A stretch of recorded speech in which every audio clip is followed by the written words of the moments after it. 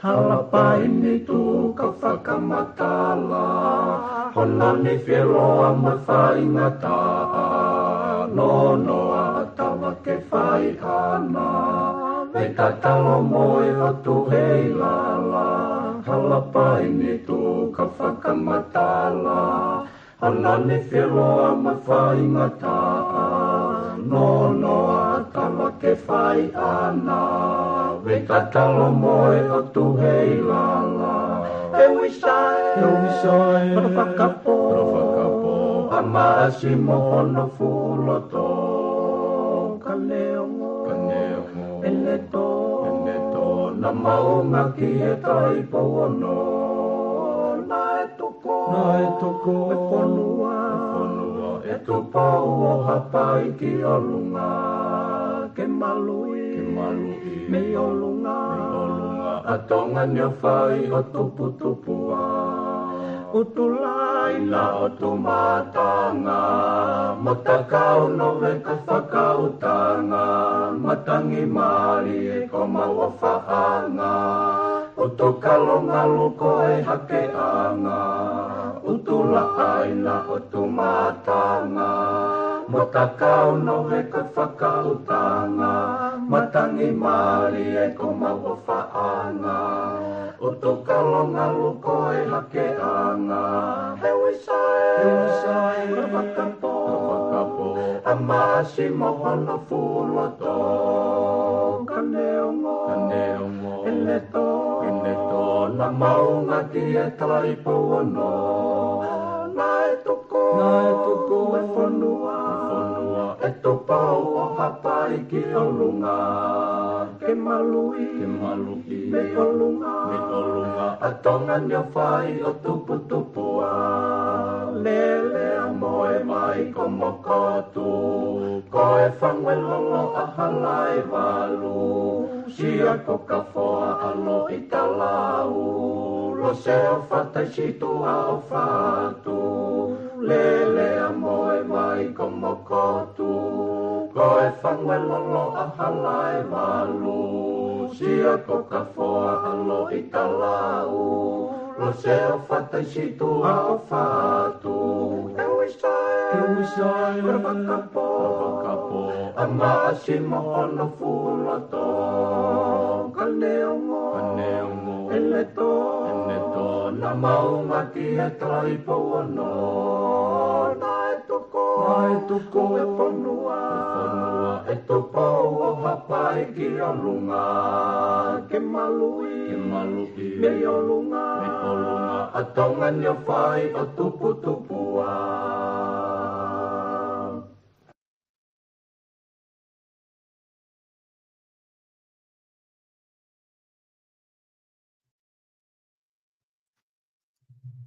Ko kori ke o hufanga mo inga hi talamalo e whanua. Ka mai ngai talfa tap ko tobe fa o atu pa mihin. Ka ata mo e whanga maari e koni ke o atu aha mo polo kalama koi. FATUFONUA fo au ki he weekend.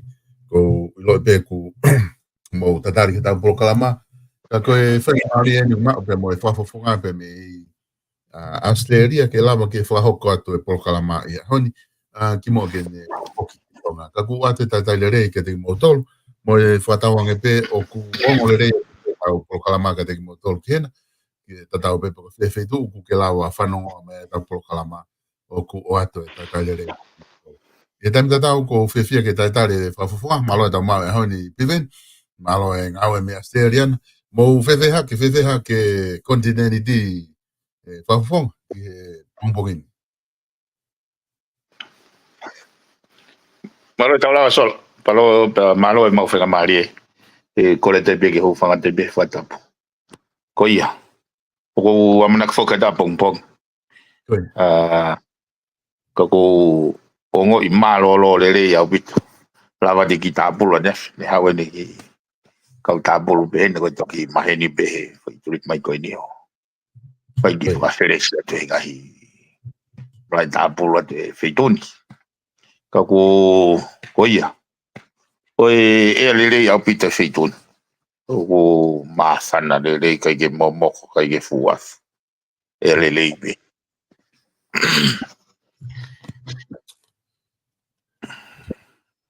Piveni koutu i mahalo koe o kuongo atu pe piveni? Iyo, o kuongo pe. Ok. Koe ko whanango ka pe o kuongo pe. Kai ka koutu i pe koe tu koe ni taini mi koe na ku lava i ki wholau na mo whakahoko pe ko amana ke mo foki. I tonga koe waha taimi koe ni ko wakai hi foki tonga. O tui ko taha ia u paloparema o whekuki mga whanua ko toa pe. Piliri waki ko climate change. Ai foki ko wakahi foki ai papaka to ko ni o ku meme pe he penga whanua. Ko foi uha ko ni na e to i tonga ngahi he wiki ko ni ngahi aha ko ni na moi Australia nai. Ko ngahi ata ko ku ma o me tonga hono hulu ko tawhea. Pe mo whonu vai ngahi feitu. O ku kai uhinga wia ke tuko ki hata ko hai ko COVID hai ko taha eni ngahi palo parema o fe paki ngahi fonua langa hake i he feri li waki ko e atatau te fito i he ngahi fonua maulalo o ka wai atonga ka kuto palo parema lahi foki ko ngahi feitu maulalo o kuno fo i he kakai hange ko popua ko patangata ko sopu mga feitu be ia ko maulalo kuno fo i kakai o ku desio ki he westia lahi lava ko kako me ta hok fai e toka nga fok o ko ke fu lo ia o ke lo lahi ke tu nga ko ta nga fa fe nga pe ku hange ko muri ni o ai fa fe nga vai pe ku tau fa fe nga pe tau tori he be hala ke ta fe pe al kita kako ti mahal ke ta ha nga me e ala tokoni ki he ke nga taimi ko hoko nga hi pure ko na tu lahi uhala lahi pe he ko e sai e whakatawhenga mai piven. Ko ke loi pe ku ke mau ke ai pe ku o pe anga tu unga ku e tau ngai whakatawhenga mai. Tato white loto nuku alo. Ko e soro. O kui kai ko tok ta fea be ni a tonga. Ka kwange ka teo ko lahi tahai ni. O te ke umau ai tite la whaka teknikare. Ka te sai e hoko mega ni ke race. Ke hae uhinga o kui kai ke tresa ai umea koe ni. Pe o ku malava, pe o kai ke malava, pe ko hanga i whamatala wha teknikare. Ko uhinga whuki ako, tau tāno e to tonu ki to kone ako. Kono solo ve palpare ma whekuki mai kakai he hala whanonga. Oku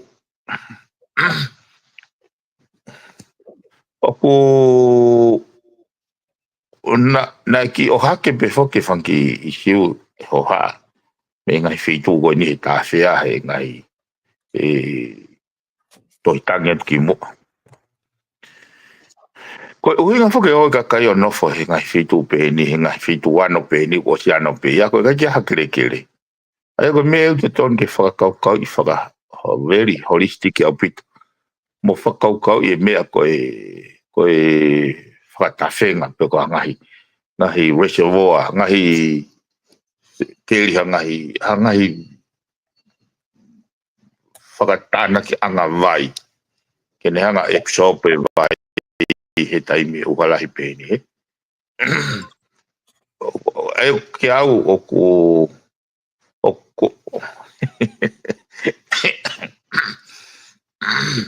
kapau ke lava solo vai tau fare mahalo tau pepe tau paprika convenient kapau ke lava solo va ai me au tau satu wala fai ngofo ai vere ngai me goni te fema ngai ai te la ngi excuse ka ke au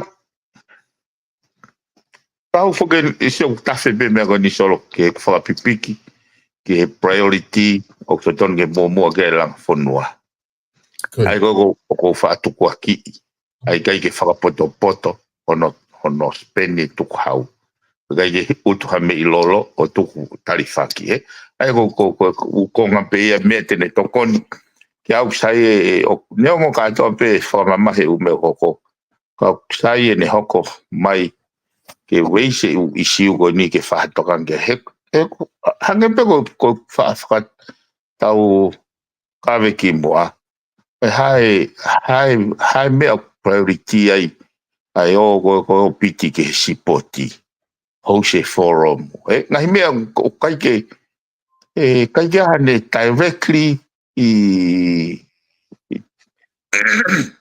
impact ke daily struggle e kakai ai ko ngai me ke tau revisit ko tu ya hange ko ngai fonua ko ni ko lahi ko ne ya ta fe o intervene pure anga o tokonia fangi family o si na ngai no fanga he ko no ngai na ute na gi me lolo o tuk tarifaki o ni tau penny pe i he tau whakau ka me ko katoanga ko hufiete ha whakamana tu tau tolu ni ma tau fiha ko hanga foke tau whakamana tu ko tau ani ma pe tau ni manoa tau fitu ni ma tau ni manoa ko nia wai hu me tau taha tolu hu me tau taha ono hu me tau tolu hiwa hu me tau aia ki au o to ton be ke ala me ko ni ke ka fai tu ton he ko tau fe kuki da tol mon natula he tau no sta tolo va ko tau lu ko nga ko natula pau ke tau fe kuki tau to ko natula ne ko tau tolo ko tau do ke tau fo poto ko tau tol ke tau to gi mangi ke tau ki resilient yang ko tau tolo he ko natula ko tua ia ko ngai la fa natula ko te lava ta ya o to iliu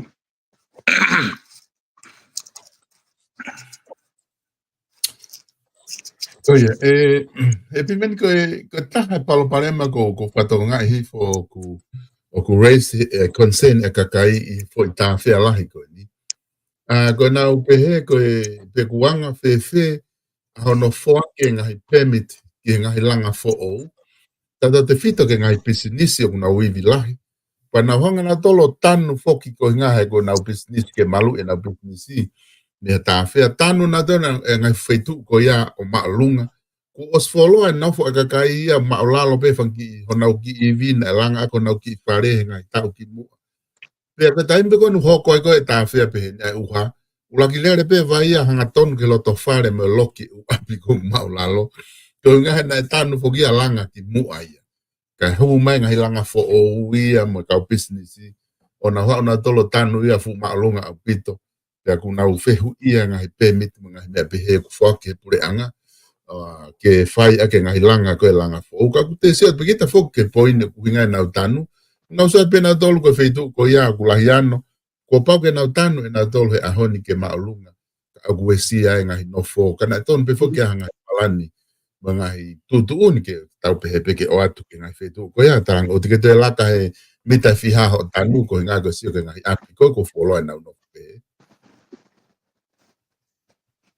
ko ia sol pe ko to mai ki sa he ku Koe patonga e vai maka. Koe. Koe isiu mo oni nai ka fihia pehe e kai pala ni e solo. Ko hana mo ni koe ango ksio. E kai ke tuku aki ai kaulu. Kau business e po kau langa fo. He aho ni. Ka koe kai e koe ke lava koe tau tolu koe me ngai waa. Tau pege e ngai pe miti he. Kai ke tau lava o fosi ai kaha u me pe teni o kohiri he. E kona mo ni ko kau pe au he whakatumu ka pau na pehe tau pehe ka pau na ya pe miti ke funky langa ko tau hongo fruta o no go hiri. Ko te algo sio hange ko popua ko sopu mo ngahi eria ko e. E kai ke advice pe whakapapau yo ki pou i haki ke olunga. Ke ki okulanga pe foi ai ko anga usio pena e consider context e atakai i he time ne whangofoa ngai pe miti. Kai time te tau hanga ko kulau tau wako pe mo whanonga. O ton be ke tau malawa he mama ya ko he aonio o tiwaisi ha solution ki ai. E kai ke utui koe tuhu ke he o mai foki he aonio na o sa wea ke he ta fea mo mea. Nau pau ke nau langa nau tole pau ke nau tanu nau tole. Ko nga ko anticipation e mea koe a. Moni pe o ko whakamoni a tanu ko api ko na tok langa fo. Pe tok alu le ai vai a tana ki ke api ko hoko. Ka ko no fa tum ha hu na ke nau anticipate e he ko fitu baula lo ya. Ai pa kai ke hanga he kau CV ko me mo yo o advice u me ko ya pete na fa malo hi ke ki po wa ke olunga pe ki raise a foundation ni fa inga me pe ka ke tui ke tau feto wa ki he foi mga fa ko tanda tau ton ke fekum kau engineer kau civil engineer ano fa inga funga kene whakatoka mo whakatafe holo e vai. Ke pimeni kau te mahino e whakaukau ko ia. Pea ko te mahalo e hoko whai uha ko ni ke ne hanga o whawhangu ki tau tolu pea mo e ta whaaku na toka ngā e ngahi mai pehe. Ko ngaka te hoko mai o ku whapapau i ulawa ngau e lere e ngahi whakatafe ngā ka lawa ke wave. Ai puri atu ai vai. Neo ngō pea ku o koe ke pūre hata haia ke ngahi whatamak whana Paula Piveni. Ka ke koe ko ngai ni ke taki hau mua ki whare area o ngā i he tuu koe ni ko lo i pe whoki ku mo ose ngahi lao ea koe na mo talanoa ke ai. Koe hai tuu ngā koe ai a whare area ta di mi koe hai taimi o mo whafofua te mo te whoki ai ki whare area. Toki rihima whare area ui ke whaaso o November. Ale le foi wike whaaso o November mo uke raki o December. Pero malolo ai ke tau fo. Ko taimi pe ia ko ngahi lao whahu mai ko mo taimi reporti ko hai o mea o whai ngahi taimi ko ia. E o ke ai pe ngahi lao ke ale ya mo ngahi reporti pe mo whamatala tita. Koe. Ya mo toi tangi. O ke lahi pe ngā ue. O ko ia. O ke lahi apito pe ngā ue ka hoko whoki hono o hake ai ngahi ripoti mo ngahi whamatala tita mo no sivi e pureanga ke lo ai ngā ue. Ko anga i whakukau ko ni toki matai ngā ue. He kono mo ni whoki. O ko tui tai toi wewe ua solo. Ka pahe kai ke aue a kakai. Ki hanga hono whakalere, mono whakamore ke nau tukau. He kai pe ke malawa ke tau, a manaki e whakapoto e nau whiri. Ai ko tui kono lahi ange taimi ke whaava e whare area, kono lahi ange mama e mau he kakai. Lahi ange e tau a manaki e lava he kautaki o react o respond ki he ngai whi mau e kakai. Ai ko Koe taha e pala barema ko whatoa ngai i ha mawhi mea aki koe whare area. Ko ngā kata toki whoki mai ki ke te ki i whaloloto ange mua ki i whamatala he ngahi kupu ko ia. I he ngahi isi o koe mo whaatala noa ki ai i hono whakauhi ngai ko ia ko pau ki whakanofo e tu i he whakataha toko ni. Pea mo kehe rewa ha mo ngahi whakamatala koe ki ai. Ka ko ufato ngai taimi ko o whae whakamanga ka taha ngahi mea o ku tukuaki he pure anga he kau minista. Ni he kau minista pure anga he taimi o ke whakamalanga ai. O ku tamena tō ke mahino ka nao tō mea o ke tala no ki ai. Nga ku kone a peko e mea ke whainga fo ke whai ho whakamalanga mai ha taimi ke hanga o atu ho poini mo uhinga. Ka koe taimi lahi o ku pehe ni he kau minista. Ko whamalang kone o ke whaia ko ke mahina ka nao tō poko hai kai mea ko o ku ke whainga ki ke tala noa ki ai. Naka tahai ai piwene mea ku hoko ko palopare mai ha mo whi mea aki. Ko kai ke mahino e kau tama pākia pure anga ko te whak maho inga whokia. ko whatata ko he mea ko whatata ko kau minista ko kau tama ko le reipe. Ke lava ke mahinoi. Ko mea ki whakalongolongo. O ko whatonga ia oi ko nau tekniki, ko nau tektiki. Ko nau sio mai pe e mahino kai ke work ke nau tawhaki. Pa nau whahere reu. Ai ku foi mea e mahino. He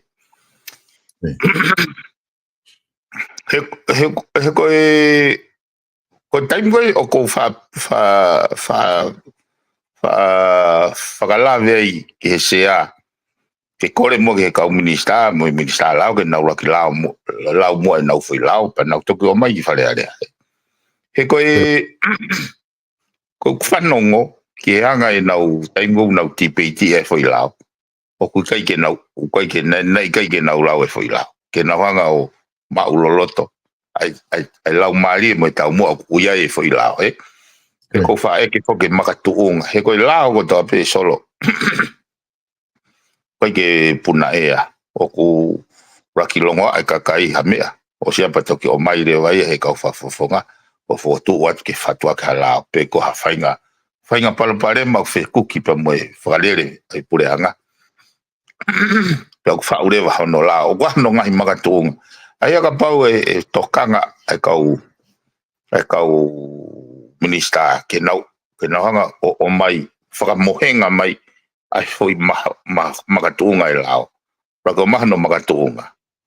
Patok tala noa rewa kono titeila. E whaingo fua rewa. Kia nau tolu pia kia mau tolu ke mau miti kia foi mahino ta. Foi te o atu pe whatata ko ni nei whai atu e mau whakawhihui ke accountability ki he reporti mai o e paanga nai whakamore. Lolo tonga ai mau tala no ai poko mawhai mei whe, paanga mei whe nai whakamore.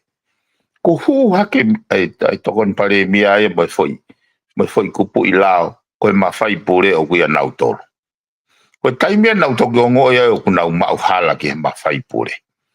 E nau, ai koe kai kefo koe mau fokia ai vai e tau rea whakatonga. He koe fui whakarea whakapālagi ko executive authority vested in cabinet. Ai koe fui whakarea ko ia, ai koe mawhai pure.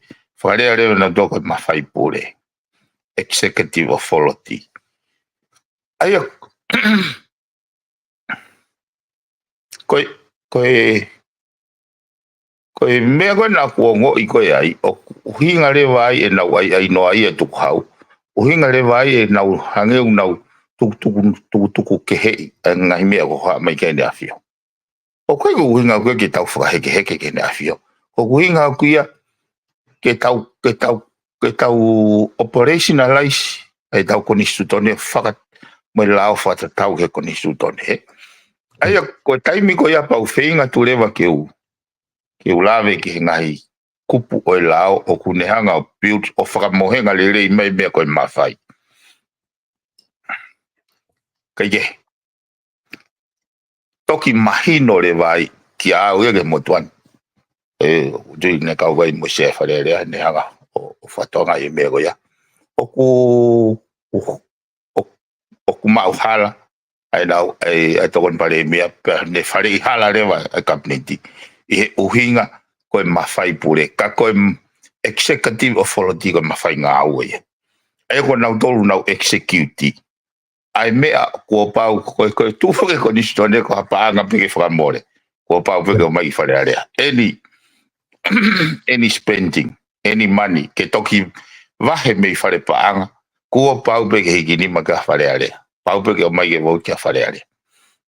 Pea koe patseti, o mai he kabineti, ai nau palani he patseti mohono allocate a te sirini ke whai ake o whakatatau pa koe kupu.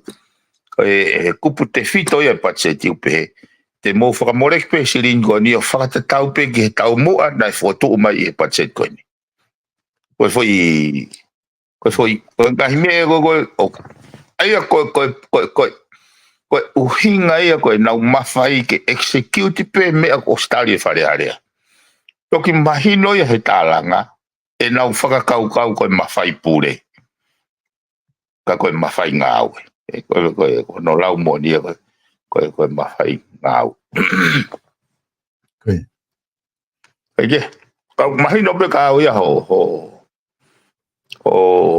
whakahuinga. Hake koe ni, te koe ho lawe koe ki he kua pau ke whanofo tui. E ki whai lao koe TPP, Director of Public Prosecutor. Koe. Koe talaki ai pure anga.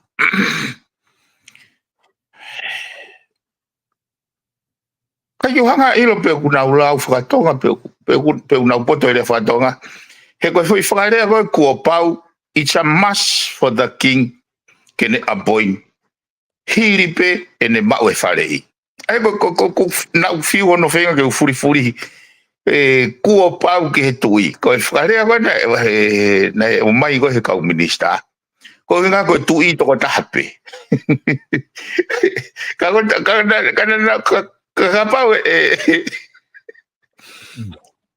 pau ko nau ngā he kai koe foi fehu ia pe koe tui pe ko hai te ne vai whanofo. Koe foi fehu ia koe hamea ko ai ke kua pau ke whakanofo e he tui. Hiri ene mau e wharei me penolo. Aia ko foi whakare aia. The king have no other choice, but it's a must for him to appoint. Hiri pe. Aia koe whakare hamea ke ne activate e whakanofo. Ene mau pe koe wharei kua pau ke ne whakanofo. Aia koe foi poinia na whenga toku o hanga he foi lao ia. O loka tui, pana e pehe katoa pe mo apoine attention ia re mo ngahi mea pehe. Aia koe mawhai re vai koe ke whiri attention ia re, whiri TPP, pe nolo atatape. The king has nothing to do with it. Toko kei ka pau koe whakauhinga, kua pau ke tui ke ne whakanofu. Hiri pe ne mau, tala mai ange ai pe ko foi taimi ai. Ke toi whakaukau. He hu e kua pau. Opa. Ai whakatau si o whaketai ni mi, o tonu ke whai hana whakalere. Ai tu koe tau rea whakatonga. He koe ngā he kulawa ke whihala ki ai whakauhinga. He koe tau sea tuka kua pau whaku mahino rewa ia kua pau. Ai he o os mahino ke kakai ia kua pau. Ka konga whakene taha o whai ke sio. he ko inga fo he ko ke to tonu ia ke hanga he tau lao o ai tu ia ke loka ia ke fai tu unia tu ani i lalo ai ko komit na ne fili ko komit ha ko pe nolo mo me ke na fai na tole fai tu ni ku pau ka ha fonga to tonu ke fai ke ai ke diliu ere ke lava o ke lava tau atai na tu i ke mahino o ke alu ko pau ne fai e me ko o ate pe no na whanonga whakawia piveni i mea koe whare areana e tuku mai e pare mea e ta whaake o ni tā mai koe kua pau ia koe ia koe uhinga pia koe sino tu i koe authority ia tene whae whakano fo ka lau pia i ka i pe io ka mahino e whakamatalaka koe ke mahino e ne tuku koe i he lao whakatonga hano hu koe kua pau ko na moni ko whakakiki whaka heleleu pe ia he sio aku ia so ke ko whakamatala pe he ko unga ko tui toko tahape o kui kai ko whakalea ia la kua pau whanoa ke lau pe te ke pe ko tui toko tahape kua pau ki he ele awhio ke ne whakanofo ai TPP hiri ene mau ai whare me penolo. Ko kia hawa isi ui ai ke te whewui a taha me o ke pehe ko no uhinga ko i tuipe. Ko whe ka pau te ke to kua pau, ai kua pau. E hanga ki hataha kehe. Tau pehe to kua pau ka ta pehe. E ngofua ki he ene awhio. Ene whakanofo ai talatala aki. Tene o koe hanga he to he ngofua o toi tuhuai e toi kawa hataha kehe ke neanga vai whakanofo. Ko huinga he koe ke uhinga lelei ai pehe koe uhinga hu e kua pau ia ko hinga koe tuipe ka ko tai mana o atua ngai whakamono ke pehe i he ne fie maari ki he o kai taria tau pehe kua pau ke ne afio ke ne whakanofo i hane fie maari ki he whotu me he aia ko uhinga ia ka tau pehe ka pau koe nau pehe o kui kai ke pehe ke tutu ni hake meilalo ai ko fo yunga fo ko whakaukau fo ko o whakikihi ke ua tutu ni hake ne afio meilalo na ko pehe ko ke whakalere e fo i whakarea kua pau ke ne afio ke ne whakanofo ia ane fie maarie hiri hono mau ai fo tu kai taria ai ko kuhinga leo pa hare wa me fa ya whakikihi he kai yo na no fa ya whakatumutumu pa wi ko kata wi lo to fa area he fa no wat ko tau ka ve fai mai me vai kabineti kai wa ngai lo ko kai o kai fai ngata ai foi whakarea ai ke mahino ka ko e whinga ko ke tau whaholo ke lo kai ne afio fai e pe tutu ne pe nolo but that is that damaging part now ho au ki ai he na ko ha au ki he nominate ke institution ne nominate hake ai ngai mafai go ini e ko palparema go ni solo ko swa to nga ia hanga pe tala ke tia rikuluti mai ai kau uloia ke na o mai o kau he whata toko ni pe koe nau galanga pe koe mo talaketi whahu mai talaketi tamagoia i he mawhai koe a dengeniare whahu mai koe whamau whahu mai koe ngahi mawhai koe ne lava mapurei o kune hanga e uraki ange koe la uraki o whaki i nau tolo uraki o mai nau tolo whahu mai whau mai he whatatoko ni whau mai he kau King Council me pihi pero slava whatonga e whai pēten koe hange koe attention yare koe ni au ni na rak whakahu ia ke King Council o nau whenga wea ke taimisi pe hu mai attention yare koe whakatu tamaki a kau ai mloka i e ne a fio i he tutoni a taraketi me he pēnolo He ko composition e penolo na to ko composition e fatu tamaki. Ko penolo ku ia e composition e ko ni o fa o by default ai kaulo aloti. Sai. Ko fe hui ko na o mai ko he ngai review ko ni sutone. Pe ko ha ngai makatuunga ai kaulo aloti he ko mafai ko ke whakanofo e kau hingo whalarangi koe mawhai e tui o kuanga e ku whawha. Ku whawha e koni sutone. Kene whakanofo. Ho vare koe ku whakahui a by default ia i kupu valtolu. E valtolu si a koni sutone ke hoko e kauloa loti na e whakanofo e whawha o hoko koe kau penolo. Koe fwoi hui a koe fwoi hu whatutamaki a koe kai ko ha ai ko kuhinga lai po ke mauhala tuku aki ko penolo ko fili he tui ka hala ia penolo ko foko tu ia ko nistutone ka hanga he whakalea ko nistutone o whakapipiki ke asito kua ko e fili he tui kako taraketia ai ko foi clarity o fema na ku fema ke asi mai ki tu he mau tala no ai goni ai foi lao ya so ane tu ko he lao fa palangi foki oku mai no i beta do ria he tau siot ko ka pau ko me ko oku fema oku pau ke fai o tau ai masti ai oku ngau ek foki lahi no ngau ke na he lao sal kako o koe ke dea whakatonga i e sal ke ua kua pau. He ko ngaha koe ke asi hele whapalangi e sal koe kua pau. Unga pe ia e whai whenga aue koe. Koe whatonea koe salt i he hono o mai menga whakatutun whamauanga. O kunauhanga koe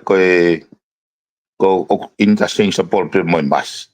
Sal, ai koe whairea koe mei o ai mei be mo sal ka ko winga ai sal you must do it ka ko mei you may do it you may kai ke tu ni ko but you may do that ai ko anga no hono fare fa palangi o si mahino ai tu ya go fa mawanga fa lao ta bebe fa lao ko sal it directed ke you must do it. Pa uslahi be ufai tu tone na wanga. Ai ko time go hu ai mei. Ai ko whakarea le vai e ngofua. E ngofua ke fai pehe. Ka ko is not a must ke fai pehe. Okay. Tak mahino ene tu ka pau ko o hange ka ngahi te mi ngau e he lao ta whaki ko ia. Te ko pau peke ngawe e ke ko whatonga i o lahi hono ngawe e ke he lao he whapalangi pe kono liri whatonga pe ko pau ai ko toi ni ai ko sal you must do it sal okay you have no choice ai ko hinga ko pau ke fai pehe ai ko time ko ke vete foi ko pau e so mas pepe en ofua ai ko you may be able to do that. Ai ko anga hono whakalea whakalao. Ka ko wina hoke ai hono o hake e au e isiu he mea ko ya. Ulu aki une tutuni ne afio he must appoint ai whoever aku nominate mai me penolo. Ka ko palpare mo aku ko composition e penolo. O ko ye lava mapure. Ko ye lava mapure.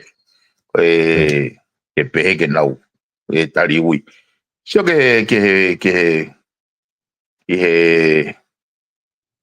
ono whakanofo e sea e whare area ko foi mea pe ko no nominate hake pe ke hanga he tui o whakanofo ko hange kono whakanofo ko pare mea ono nominate ai ko foi nominating institution pe ko podi o kumahino hono ta ene fetariui aki ana o fotuat me fale area ke ne afio ke ne whanofo sea. Fotuat me fale area. Koe foi hu koe ai penolo. Ko nau tolu o kupure hake ke foi nomination ko ya ke kau whakamau, ke police commissioner atenseniare whakamau lahi. Ko taimia ko ongo ia o koe palu pare ma. Taimia, kau hanga fok he kau tai mau sia ni o hange ko nau lau ia koe tui. Koe tui ia koe mawhai e tui o ne fili u nau koe. Kaka whatonga i whakarea. Whatonga i whakarea kua pau ki he tui ke ne whakanofo. Ai o kai koe tui ia. Ai koe taimi le vai o tau palpare mai. Ka pau le vai koe tui e. Then who is the real kingmaker? O mahina ko ke whatata ko ke o mai hange ko se ko fare area ko no fotu atu pe ku pau ke ne whanofo ia to taha ko ai ko hinga ko ke te aha ne fili ana ke hange ko atu ka o minister apea o tu ate ngahi ngoa apea ka ke whamo ni mai pe ka ke minister taha ko ya o ko ke ne lava te whai i ngahi scenario ni i ko ke te lava e whai o fili ko ya ke ko ya pa ka ke whamo ai pe ka ke Pakaire que se apareare. Ya. Oia, o hoko pe fokia o hange bea ko ha foi formala tipe ko fa tu ta makire vai o mai ko o ngai position ko ni o ave que foi sino o kai au que ha solo te talo no fo tu he wa no ngo fulu ai me gui ko lo chancela au que ha te fita ula que kakai pe ko fare alea mo ko hai ko ai fu putu te volo ko lo chancela he ko ke na ke ha me pe he tau fanga gui na ke ha tau gui to na ui ko lo chancela na e hui ala hi mai me kom ni weli estu wai o ku kawai a lo chancela e ko ni su tone toga ka ko u fa no foi ai pe nolo Que acabou ko no moni o ko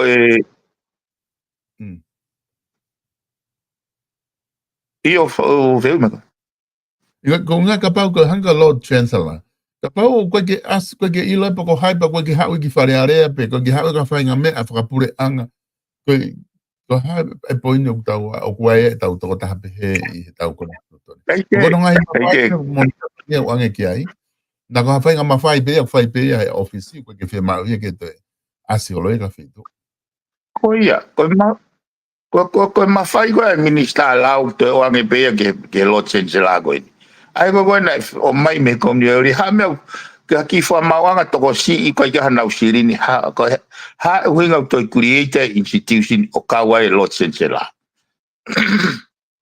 ai ko no moni ko ngai fu ngai pau o na fai ke tau ko ni sudone he hiri ono titeme ne fa mau fa tui ai asika ai ngoto ko asika solo te o te me mo ngoni ka to fu ka ho e ki fare pa mo fu ka o me mi pa mo tu ai fare te ke na ula na te ripote asika te ke na ula he kono mo ni ko ripote asika mo ripoti ko e CEC ai reform ngoni nei sea ya komiti ko nei sea ya cotton board kawa Steven Alapua ka loya ko ya no fatu ko o foi pa foi que foi diriwe wa no fu ai fu report la ya pa o kai ke utui o kulau he kau he kai ke ko o me ko na fa tokanga mai ka u reporti kai ke na tokanga na tukia ai ko anga pe usio o kai ke na wale ka kai ke na lau ai ko poinia o mai no ka jago o na tai tokanga ko kai ke na lau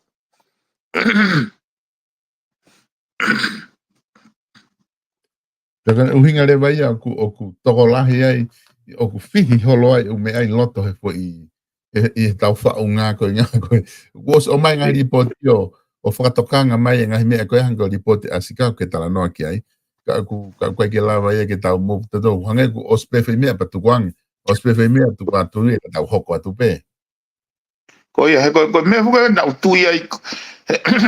Na kure aki fare area.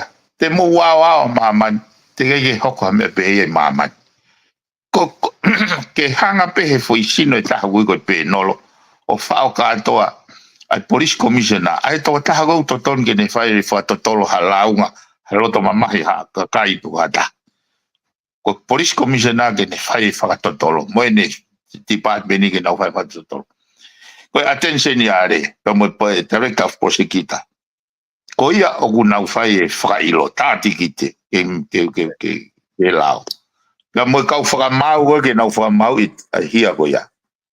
Fa o ka do be ka to pe tama to ta. Te ke wa mama ni ko na sino go ni una independent. Te ga me be mama. Ia to fonua na mo fonua go ke fra po uri. Ke hak whainga ta ai u piveni he kumahina foki palo parema konu ke tala no ki ai. Ko foi sino pe ko pe no na kai ke na toki create pe ia e he kaufare i ko i tau pe i whata toko ni e foi sino pe a kunulahi rewa ngahi mawhai ia tau hanga hake pita tolu kulahi ngahi mawhai ku nau whai e nau tolu ia. Ange ka teki nau tolu ke nau whakahoko pe nau lotonga whakahoko pe nau tolu i he tau konistono hiri e tau osko e tau liriu me mea oku pia ko uinga foki e lava liriu e ume alahi mahino ke kakai konga ko ni piveni ko whare area ku lava liriu e lao i he taimi ko tope oku lava ia liriu me iai pe neongo e toki whamoni huawha tu i he liriu ko ia pa toki tari kako step ulo aki e ku lava i whare area kako pau foki e mo mao e mo tole kako e pure anga ko o aho i he taimi ko o ai ke whai hanga hi riu peheni. O ke hange ko o nau kau na popo pe na toria. Tamai na toria o tonu pe o mea koni whai ke pe nolo ia moe. Patato mo mea ko toku i he koni stuto ne tau lere pe ai. Hange o ke ma urewa fikai ke lava whai li riu ko ia. Hange ko mo ware ngai lao ko ni ai ke mahi no o ke lau hangu tuku noa i pe ia. Pe heka po ke hiki nima moto pa mo malohi ai ke lava hali riu. Io, kono moni o nei ko nga pe processi, mana tui o nau fai tu ton pe fata tau pe ke nau ma usia. Ko hanga ia to ko ma usia pe ko tau fehia, te nau fai tu ton pe ko process pe ia. Hei kai ke malawa ke diriu halao hono whakalongolongo i. He o he ki au ko hono o hake isiu. He kulawa pe he vare mo poto sio o kuhala. Ko rocky foi indicator pe te tau pe ukala. Ha uinga pure I katoa I he toko taha pe. Pe ko institution pe ta. Ai police commissioner, attention yare, director of prosecutor, whamau polisi, whamau lahi, whamau tangi. Why? Hanga fefe, sai, kako uinga ko tukua ki I, he koi foi, me na hanga he loia go me komniweri o highlight mai ki Tonga. Ai palpare ma go ai hu ai penolo. Mo hu go ai lo chengela, mo no hijack ko o ngahi mafai. E ki kau me go ni. E kai mono mai ko ni sutoni. Ai ko me go na mahino ga te mana tu e solo go diriu go ni na fai wa no fulu. O sia hiri ngoto ai waka. Ngoto ai waka ko ni asika. Pe ko tu uni ko ka whamau whakatu I ko ia. Ko ka utama ko ni. Ai ni pe ko ni tau si o ke si o pe o kuna ke I loto pe. Ai ko ka utama pe ia o pure anga ko ni o ahoni. Ko wana ko se ko poate pange. Ko ombudsmani ko commissioner ko fai fili. Fu kautama na o highlight mai ia pena o stati kite ia highlight mai ia royal commissioners o asika na os kamata tati kite tama ateniseniare ko me aseleria ni na go tama go no son kauji na os kamata tati kite ia ka me ko di he na ngahi hia una o sanga fatoka ngai he mea pena pe ka pehe kau wha mau koe mate whakamā, mate tai uhinga. He nei kai pe ke tonu ke whakatau e waka. Koe uhinga e ku maua ai fo i whekau, e pehe koe mea, ko loto ke nau wili taki, ke o mai e ngahi whakamatala, ke peise e nau whaitutuni. Ke o mai ngahi certificate, mai ngahi mātunga whakalao e whaitutuni. Kaike, ko o kou tuku aki ki he foi o afe koe, na kou whenga tu a manaki whakau koe whiri koe tau upu. Hu mai he wana o whulupau, whiri mai ka kai ako lere ianga toi ki māmangi ke. E whenga tu ke nanga whakatoka ngai. He koe foi tū koe, foi kupu koe ia e solo na e ua mea nau tokangi ai. Na e pe koe nau whee mau ke to'o au pito kai ke toi kau e tu i ai. Pea koe foi mea koe nau tokangi ai. Musio angai ke he foi composition e pe nolo. Ai ko kune kai ke nau hanga pea o hake. Pe o ku fe unga ke hanga he pe nolo lo ka e ne afio. He ku hanga foke whare area lo ka e ne afio tai whiri tai e sea. Pe koe pare mia. Koe ngahi anga ia ngahi hono operationalize. Ko hinga foki ke nau sio ko mena nau highlight e pe nolo. Ke nau sio pe o fe unga ke hanga he pe nolo ko niu koe ke ilo ia pe nau hu mei fi. O lo ka ia ne afio. He koe ngahi whakanofo koe o kauloa lo ti koe ngahi ko no whakarea koe ngahi hingo whakalangi ia. He koe kauloa lo ti i Piritania, he pureanga whakatui, koe kau whakamau tangi ia, kau whakamau lalahi ia.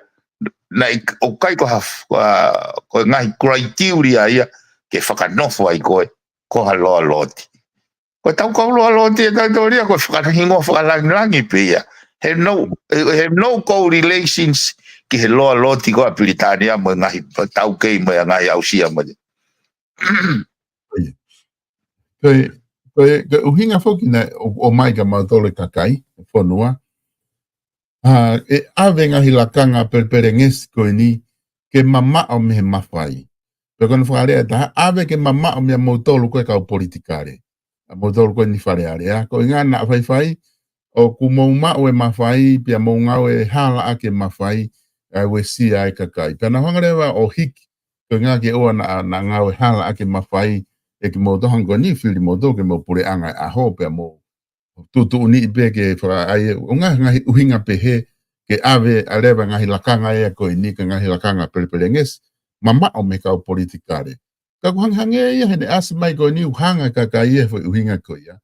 Ka kapau nai whakaukau fwoi kakai ave ke he tui.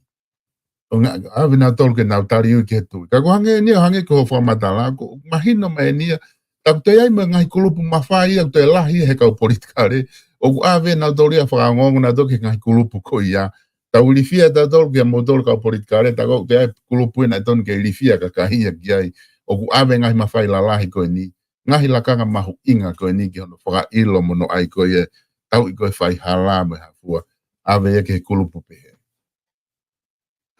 Koe whakaukau koe ia very primitive thinking. He koe vai e sio whakasistemi. E sio whakasistemi o pau o kuia e foi elemeni de check and balance, Fe check ake ngahi institutioni. Tene hanga pe o continuously improve. O week out i pia moe whakaukau. Ka koe foi whakakaukau koe ia, hange rewa e nau hanga ko to'o koe ave ka sihova. He koe mea mo koe na mau whakiki koe he rotonga wharearea. Rotonga koe ko whotu hake kuptolu noa ma kuptolu taha koe. E nau whakiki koe pehe koe i loto i he whakanoko i tui i he whakatatokoni. Pea koe nau whai koe hono whakamatara mai koe bet museo hangi ke kuptolu taha. Ko whe whakatatokoni ia. Ai koe kuhinga foi sino putu i te wolo ia. He koe ki mua koe kuptolu noa koe ki mua wana honfulu. Na ia i sino e whatatokoni. Na ia i he vahe koe vahe tolu e mawhai he malu e konistu tone. Pea moe pure a e nea fio. Ai koe kuhinga tu ai ke whakanatula. E kei malawa pe ke kei whai e u o appointment ko ia he foi vahe tolu. Pea ko point ko aku peheni. Pea ka pau fe mau ke fa, tala mai vahe fa. Paka ta mai ku fe mau ke nima, ta mai vahe nima. Ka ewe tohi e tolu, ka mawhai e fa. Ko mea ko alwa te tau bea hake a putu i te volo, Kaike? Ka ki au ia o ku hoko e foi struggle e ko e nia hoko pea i he kakai ko anga si o whakapiko to think, pe tokanga ki he kahau.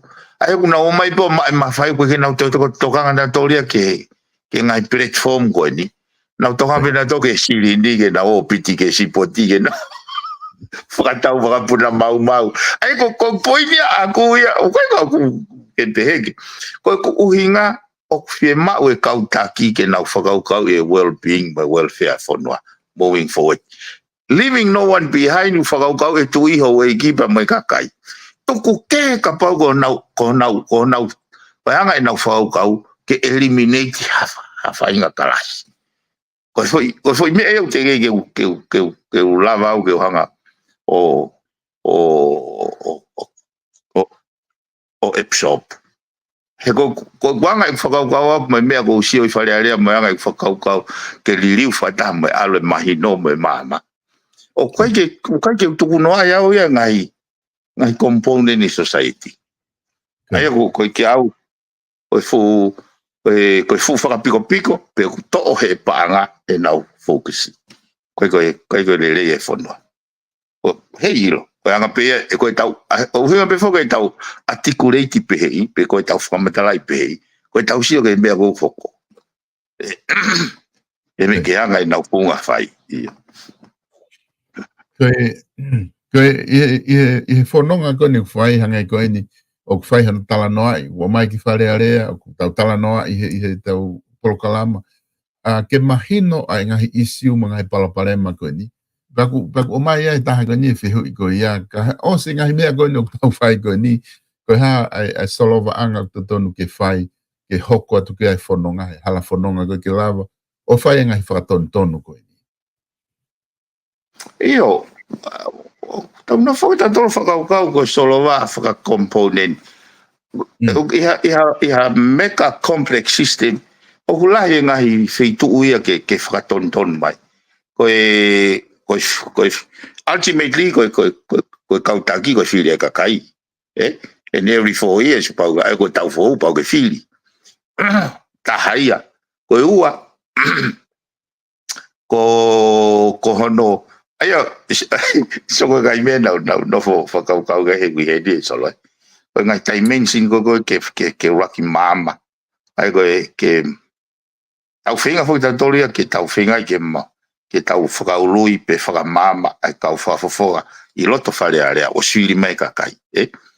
Pea koe fwoi whainga tāia anga ia, sai. Ka pau te nau kei whai pena tole whakaukau ko ni hiki nima pena tole po kau nau sai ai po kai ke nau. Koe fwoi dimension lewa to ton ke whai e tokanga. Koe kakai voters, kakai voters, sai. Koe uhinga whoki ano, ai koe he kau papalangi ai. Ai lao koe bribery. Ke oa e whakatau e vote e kakai, Kau kei mata vai whoki whoi mea koe i tonga. Ui koe tau atakai masiwisiwa. Ka pati whatongai koe i Nusila mo aseria. Koe ke toi hoko e bribery e, pe koe whakatau ai while kakai ko ha isiu nau tarano ai. I hatou whiri mo hatou whiri.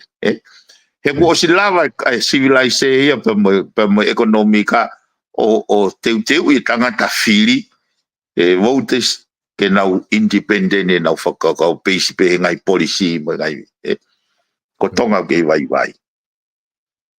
Ka koe whanki mitigation he taimi koe ni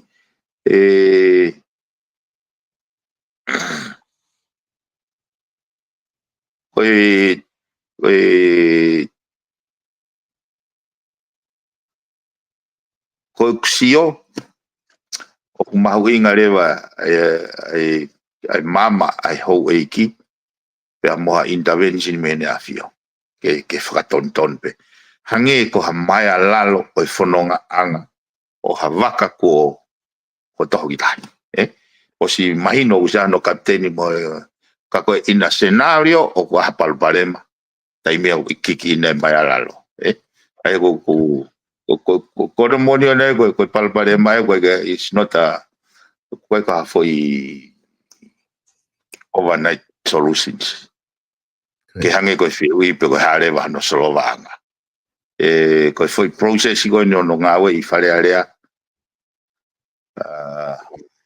ko pau ke fai e toki malava pehere lahi mama ko ka fuke solo be mahuinga kau o ko pinga ke o hake ne ngo fainga ta o ha isiu I fare area ko ha lai ta ala tala ngai ai ko pinga he programa ko ni ke tala ngai ngai isiu ko ya ha lai ta ala tala ngai pe ko ha to media outlet pe nau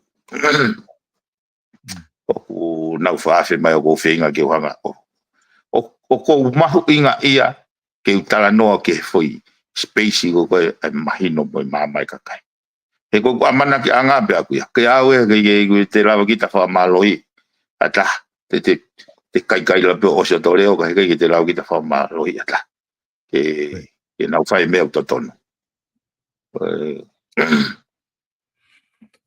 Kene hange po kene tu tai nimi ko tau hanga tu ni ko tau ka hau pe o ku fai fili hoko I November ko tau ka hau. Te guele wa amanaki ke kakai o ku kau nau fili he mahu inga. I ngai step ko no nau fehu I mai ko harewa me a solution te tau hoko kia o ku kau hange ko ku ke o mai kau fili a kakai he ngai step mahu inga ia. Ko ngake fili a kakai o nau mahi noi.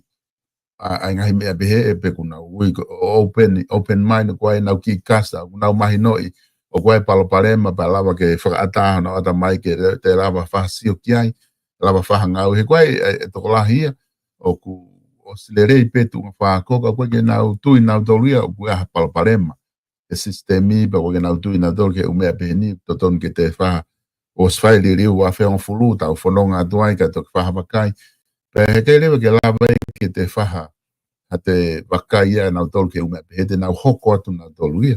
Ka koe mea pe ai kakai whiri piveni, koe hae tōnga nau mahino nau wau ki ai, me nau si o koe ka solution ke palaparema koe ni.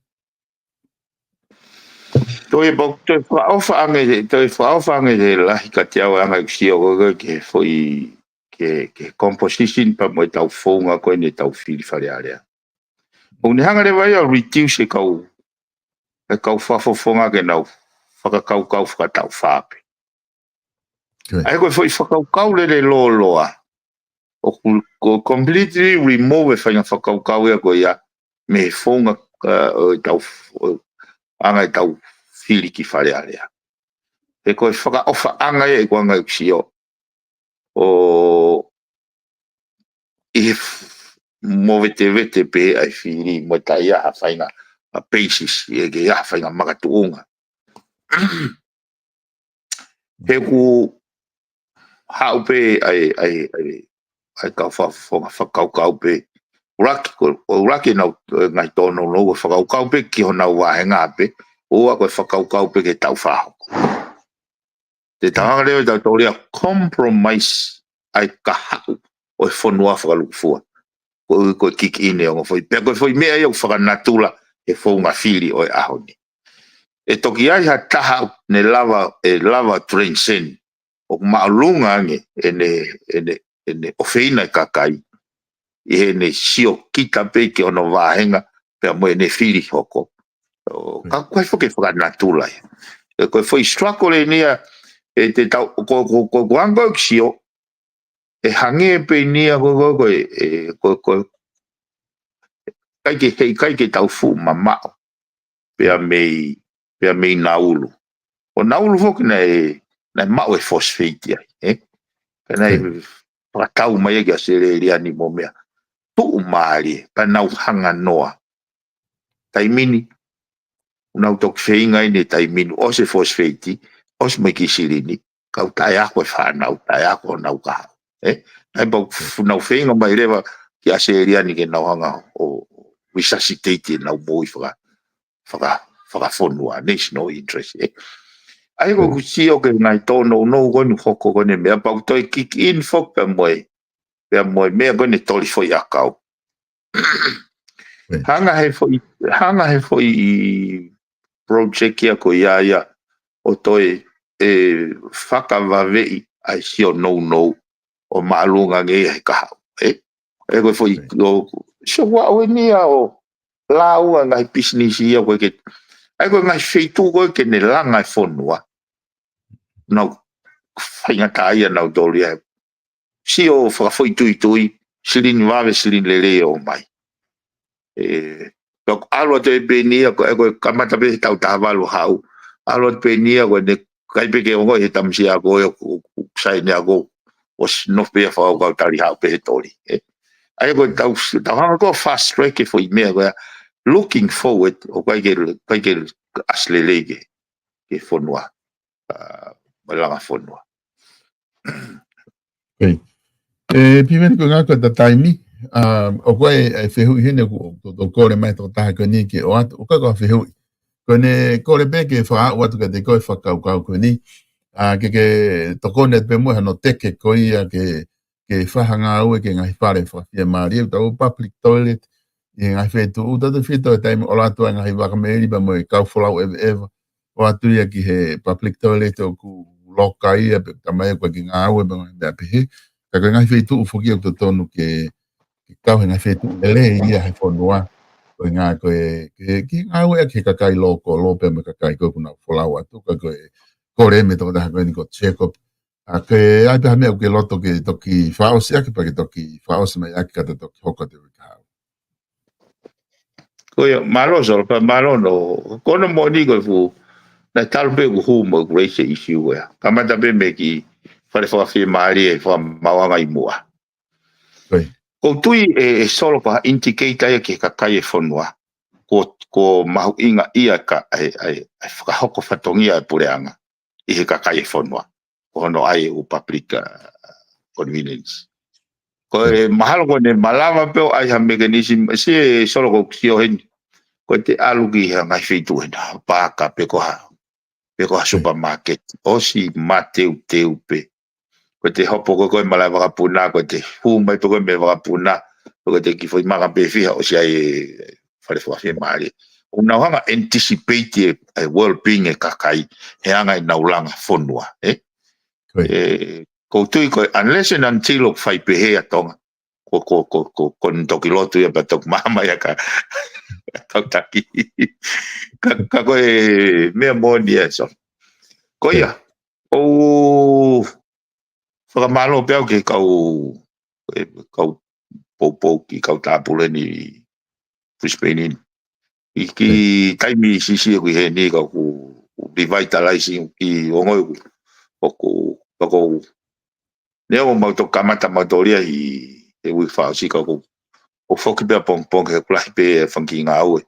Ngai mea whakalao, ngai mea ke teu ke hu oi ngoni e ui whaosi. Kau lava i kui breaki mai ko ni o ne o mai ai whakawhie maari e lahi ka te hau.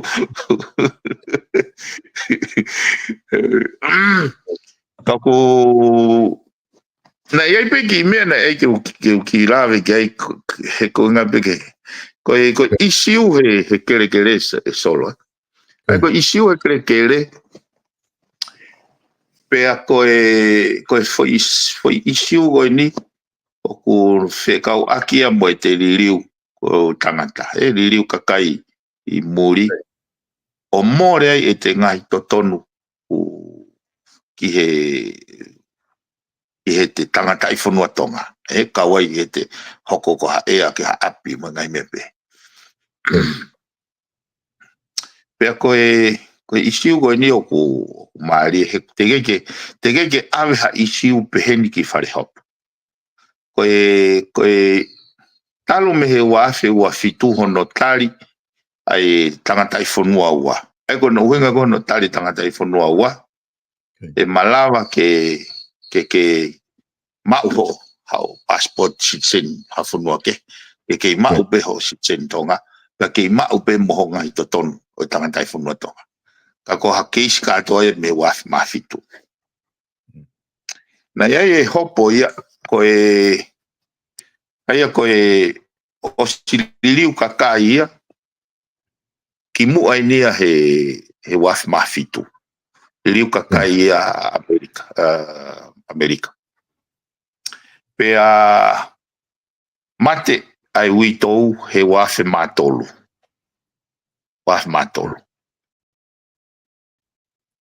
Ko taimua na mate ai witou fe maurewa ke claim ai api. Ko ui ko situation ko na ia ina o siliu kakai o kune pā e tamago ini ke ne mau ene ngai totonu ko ia ulahi taha ka une hanga ia ko ea hoko ia tamago ko ke ono toko ua ko ke no foi tonga ka ko waf matolu en sai kai ke lava fokia ke ne claim toki ha uia liliu kakai he wafe tata pan toki eke le vai ne totonu ke api ai ko ne toi liliu kakai ko wafe tata ko osi le sisita api ono toko wasi ai ai ko fehu I lewa pe o kuiai ha ne totonu ke ne toi to o api ko foi fehu ia ko palpare ma ko ai mantui ko taulawa da to ko ospeta o ta o kuiai ke kreme api e fokia ke hoko ea paka pau ko ke te ea e alu le vai ke ai ko foi palpare ma ko he ni e wafi matolo ka ke lava ta mai ko ni ia ne ngo diliu kakai mai he wafi tata he osio notari la wafi mafitu ko osi tivol de kele ia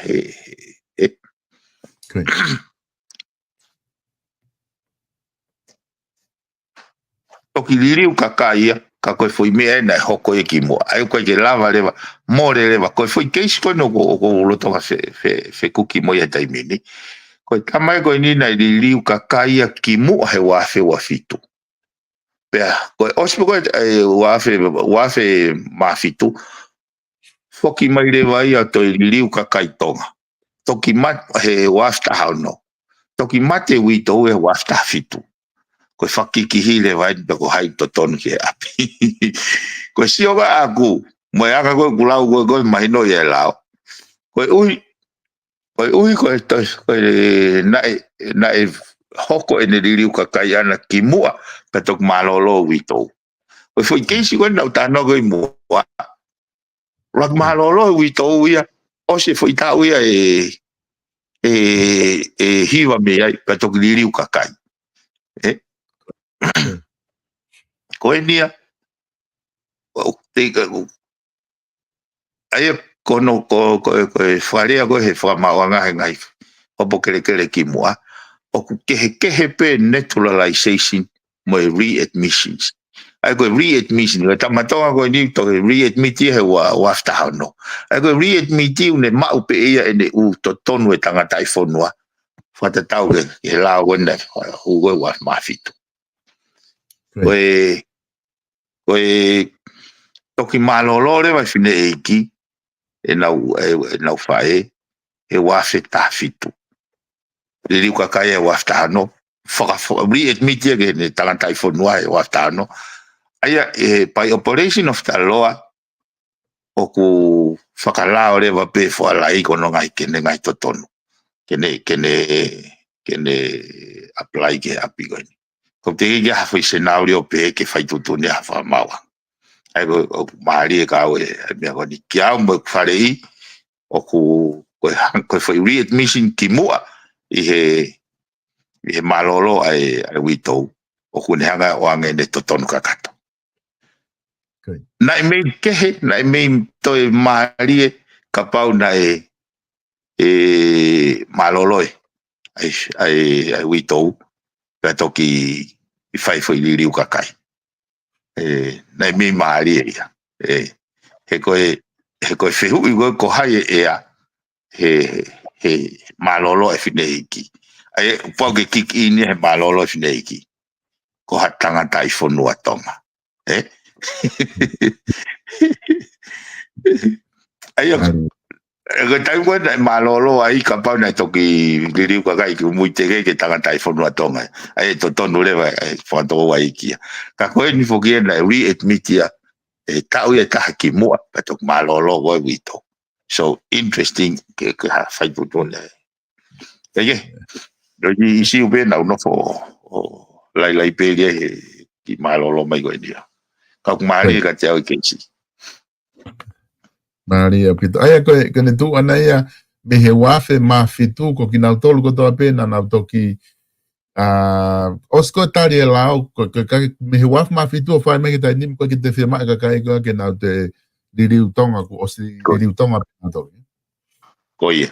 O ko fango fuai he lao ke mau passport yo. Ka ko ki mo fo ki he wafe ma fitu. O pau ke ko o tinaunds au pau ke li aki ko o alliance ke tu iba mo puanga tonga pa ke pai kai e ko ia ka ke alu ke ka ko osio wa ma fitu mo fu pe ke ma po passport ma te ke lava pote ka ko fo isi fo ko ni ko ne hoko ki mo pe mo ai na diriu ka kai hiwa fitu ta hiwa fitu to kitali la o ya ko wa ma fitu te liu readmit leva mau ke mau ne passport iwa. Maria pito. Piveni ko tui mahalo te ta whiunga I pe he konga ko ia.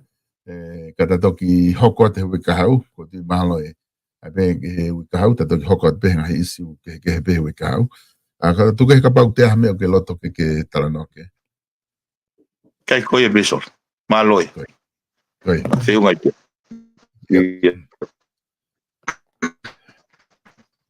Malo pito piveni, fa malo ate lava koe ta proklama ke ahoni.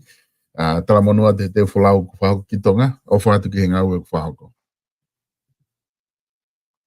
Vatsol. Ia.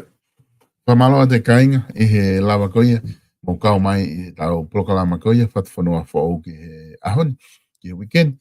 Ai a pea moe whafafonga koia o tonga fitu, PAULA PIVENI PIUKALA. Whamaloa te katiki mo tolu, na e lava ke o maha mo ngai whihui ke ame, mo tolu tau mui maha mo ngai whihui, o ku aonga lahi apito pe ia, ho tohi peo tuku heni, pick up pe me heni o ngā aue ake tau ngai proklama ko ia ka hoko mai, ke lava o whao ke whafafongai ngai whihui ko ia, ke ngai isi o maho inga ia, o ku mouhanga o o mai ke whahoko kia te ia. Eke, ko e whamalo whao si whamalo atu ki he tau kau sponsor ko ia, o ku mou sponsor mau pe tau proklama, whamalo lahi atu kia te mou tolu, ko tui mahalo alpe tai mime alu ke whapiko piko whi mai, e mai ka, o kare pe ko mo oi pe mate ka ku o fa pe ku ke yongo atu pe ko e tau sponsor ko ia ko ta ko ia select to po ko ta no ko ia South Pacific Loans o ku na I fika wo ko ia Kevin this time I Manukau o ku na mate teo ko ta mai ki na ngau ia da fa na tonga pe na lava pe ta na fa tonga ke ko I no slani ka pa ke loto ke na tolu anga we fe ma ho seniti pero no ko ka ta halere ta eni I na nga we ko ta community lava ke na fa ho ko atu atokoni ko ya ke ko no valu ngau valu hiva valu ya ka pa ne ngo ku nga we fa fikao select to po tonga ka loto pe ko ke ta no ke ai talange pe ko ta pe fika ko na no valu ngau valu hiva valu talange ke lea ka stareki pete na howe na to koneki ko e taimi ko ia ke talanoa mastareki ke te koe whikau aki pia moho o fie mau e lava le rei ai kautaha koe ni o to koni atu ke te koe I ha whainga taimi pe koe tau wharikoloa bala ena I loto nuk alofa page fashion store lahi au pito ko tui mahalo koe tau uta fo o ki ai o ku I he manaki ke tau atu ai waka I toa prelulu ko ni wikeni a pong pia mahal bena alawa whahewha mo ni te pro tu te ko konga me foko o atu ma be utai e page facing store I he baka kotoa be pe mahina kotoa be ko ngā ke whalato ake ngā whia mau pe alawa ke mo wakai ki ai o ku tau whanonga pe ngahi wala ko ia o taimi I he o teu ke whaafofa mo matamata lele ke ngai katoa ngā kai ke ngata pe te koe ka ko longa I whanau o te maho inga mo ki nau tolu ka pā te ke mamata ke lai tāko na where ai wala ke tau whangi tamai whiwhine ke lava ma'u kotoa ia pe me he page facing store fika hiva o e Fatafehi Road I nuku alofa hanga atu ko ia ki he tau mo e pea building pe mga whaa koe ki marketi ke te ke miss e koe ai page facing store ko tau whare kos ulu Francis Dickens o tuu I he fika hiva pe mo e ta wha ke page facing osi ngā aue lelei apito ke mea tu ke ai a kosi ho ulu mau e ngā aue, mau e kau ngā aue, mau e ngahi products ke mau ai, ngahi klipa mo e hafua, ngahi mea ke kosi ulu here kosi mo e here tui mo hafua, mau ka doa tu ia pia me he page facing store I loto nuku alofa, pika telefoni te tau be, wa fitu tolu ni mau no, pika valo fitu noa, valo nima tolu I he page facing store. Koe kautahalanga ko ia, o e LC16, visa mafi, te ke lava fitu taki ki ai, I he noa ua taha, noa ua wha, ua noa ono ni mataha. Koe kautahalanga koe ni, koe kautahalanga I Nusilani, kuna mateu teu ke na ulanga ho whare, I ha whainga fitu pe, I ha whainga style langa fo o, pe koe hape whainga ngā ue ki ai, na osi laisen kakato I Nusilani, ma oe nau tiki te I Nusilani, na ulawa ke langa ngai whare beheni ma au, ka pau ke whasio sio haki konga api konga kere ke langa, ko vise mafi mo ne kautaha, te na ulawa o tokoni atu, kia te koe I hao whainga whia mao.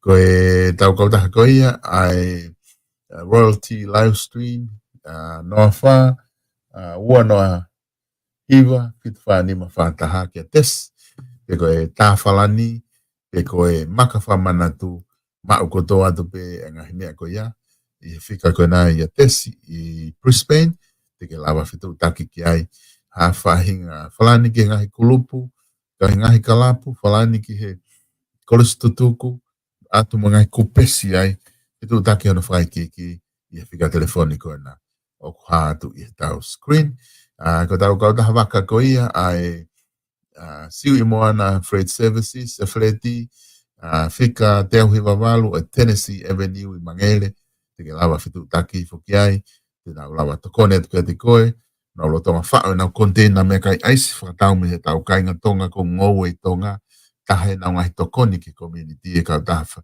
siu I moana, whakatau ho mea kai atu ho seniti, pa nau toko o mai nau tolo whakatau I Nusilani, pa nau toko whoki atu, whakatau container taha, peua, ha moie, au nau lo tonga whahoko, whao nau container I tonga, te whetu taki pe kia whereti noa ua taha, noa ono, hiva tolu, ono kia whereti. Ko tui ko tau, ta whakau ke tau live stream, o ku manaki ke whahoko atu no live, ai programa maho inga ko ia, I he whaki e tohi, pia mo e programa hiripaki ko ia ngahi whamoni whakaako Professor Tretasi Siolafutani, I Kenpela Australia, ai te hulu atu proklama koe ni I he aho toko naki, ki mo ke whoki mai sabate, ka ku watu I he live stream. Ka ki mo tolu kou whia mau ke live stream, ha whainga kātoanga I Nusilani, Australia, pa ko whepea whetu ke loto ki whahoko me ai, te ke whetu taki mai pe puka mai, kulahi apito ai ngahi taimi, o ku os puka ke mautolu ka ke whetu taki mai pe, te taulawa tala noa mari, whai aha putu po habe, whetu taki mai noa ua taha ua noa nima, noa ono, noa fitu. Koe tui mahalo, koe tau kunani kawa, lei pasi loto Brisbane, o si tu mo lawe lahi koe a kawa whadao de lei pasi ai, para pau ke whema una nau whare, koe kunani center I loto, havelu loto, fitu, ni maua, tolu wa nima, fitu ono noa, ono fitu noa, fitu taki ki ai loto, havelu loto, hape whainga mohenga, mo whainga na nau whare ki whia mau. Lava lele pe e kunani center, o whakalato atu ngai whia mao ko ia. Kati motolu ko ngata e tau polokalama ki ahoni, wha malo lahi atu i he lava ko ia ke mo kau mai mo ki mautolu, i he ahoni ke whahoko tau polokalama ke mo mea tau toki hoko atu i he wikahau. Ta ahine pe I alua ko ta e hau ngasi e ku ofa.